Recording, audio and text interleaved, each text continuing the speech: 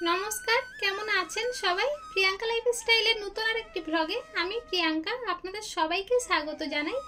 আজ বৃহস্পতিবার, এখন ওই সকাল 6:10 মতো বাজে, আর এখন থেকেই ব্লগটা শুরু করছি। তবে আজকের দিনটা একটা বিশেষ দিন, ডক্টর সর্বপল্লী রাধাকৃষ্ণনের জন্মদিন। 5ই সেপ্টেম্বর এই দিনটিকে শিক্ষক দিবস হিসেবে পালন করা হয়। আমরা যখন স্কুলে কলেজে পড়তাম তখনও শিক্ষকদেরকে সম্মান জানিয়ে এসেছি, আর এখন আমাদের সন্তানরা শিক্ষককে সম্মান জানাবে। সেজন্যই তো তৃষ্ণা আজকের কিছুটা পেন কিনে নিয়েছে ওর বাবার কাছ থেকে, আর স্যারেদের খাবারের জন্য একটা করে টিফিন কেক নিয়েছে। তৃষ্ণা তো আজকের খুব খুশি, কারণ ও এটাই ফার্স্ট টাইম স্যারেদেরকে কিছু গিফট করবে। অন্যান্য সময় খাবার, চকলেট এসবগুলো দিয়েছে, কিন্তু কোনোদিনও পেন গিফট করেনি। তাই তো ভীষণ আনন্দ সহকারে স্কুলে যাচ্ছে। একটি বাচ্চার প্রথম শিক্ষক হলো মা বাবা, আর বাচ্চাটির শিশু সময়টা বাড়িতেই কেটে যায় মা বাবার কাছে। যখন একটু বড় হয়ে যায় তখন আবার স্কুল গণ্ডিতে, তারপরে কলেজ, এখানে কিন্তু আবার শিক্ষকদের সাথে বেশি সময়টা কাটিয়ে ফেলে। আমি যখন স্কুলে পড়তাম সারা বছর ধরে এই দিনটির জন্য অপেক্ষা করতাম। কেন জানেন?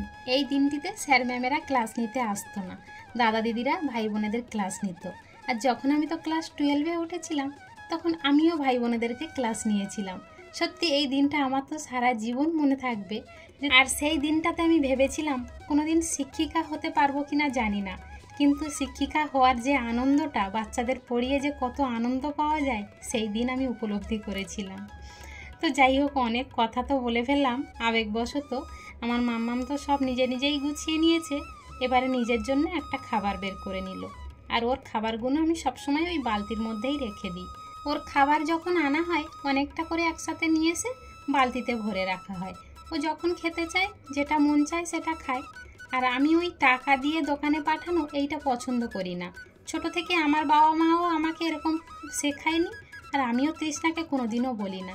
আর তৃষ্ণা কোনোদিনও টাকা পয়সা চায় না। আমার তৃষ্ণা কোনোদিনও টাকা পয়সা নিতেও চায় না।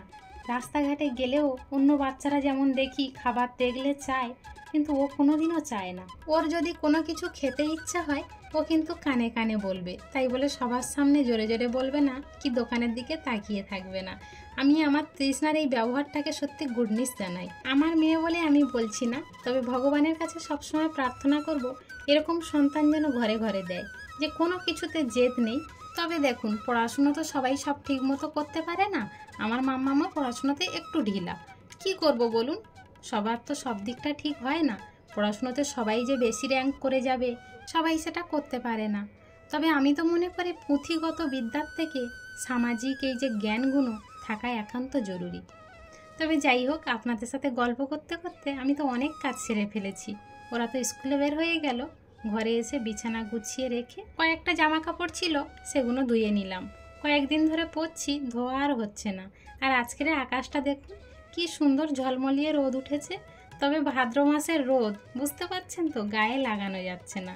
তবে একটা দিক থেকে আমি কিন্তু বেঁচে গিয়েছি। কি বলুন তো, এই যে বাড়ির মধ্যে রোদটা আমার কম পড়ে, এই জন্য গরমের সময়টা একটু শান্তি হয়। অনেকে এই গরমের সময় আমাদের উঠানে এসে বসে থাকে জানেন।